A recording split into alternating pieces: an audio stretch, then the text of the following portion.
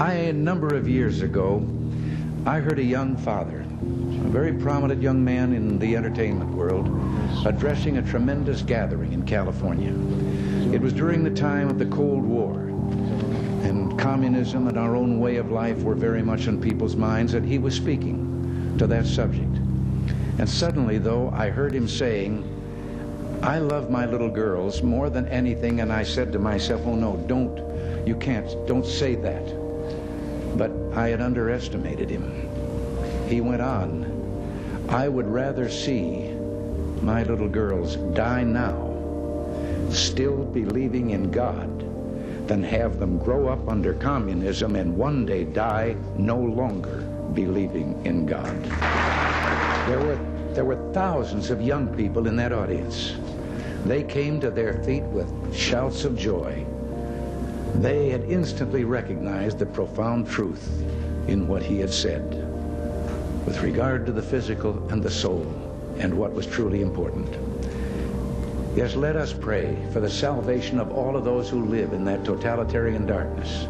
Pray they will discover the joy of knowing God.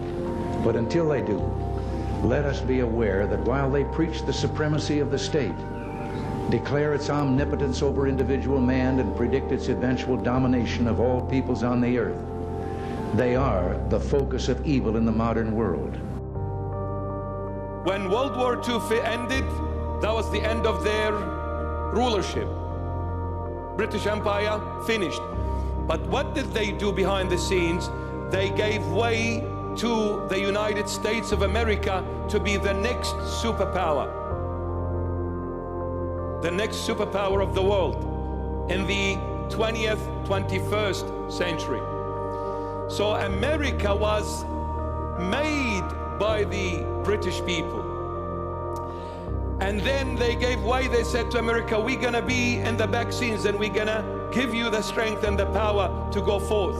So what did these two empires, Great Britain and the United States of America, what did they do? They established the United Nations, UN, which is the eighth head, that is also of the seventh.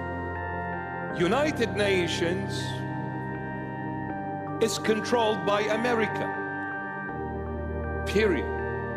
There is no United Nations. It's just a name, and a nice name before the whole world, but there is no unity. Why there is no unity? Because these nations are united outside of God's circle. So who is this woman? The mystery, Great Babylon. Oh, so there is one ancient Babylon, where the country where I come from, Iraq, Mesopotamia. The ancient Babylon, people gathered together to build something for themselves called the Tower of Babel. After the great flood of our father Noah, came out and went to Shinar, Mesopotamia, between the two rivers of Tigris and the Euphrates, which is Iraq currently. So they tried to build a tower. What was the intention behind this tower? Human rights. They were saying to God, "We will not adhere to your law, we will follow our own laws and rules. Therefore, we will build this tower and make a name for ourselves against you, God." So the gathering of the nations in the ancient Babylon was to say one thing: human rights, not God's rights. The Tower of Babylon is vividly clear in the 20th, 21st century, when Great Britain and United States of America established this. It was called the Leagues of Nations. And the name changed into the United Nations Tower, which is in Manhattan, New York. Oh, what a great city New York is.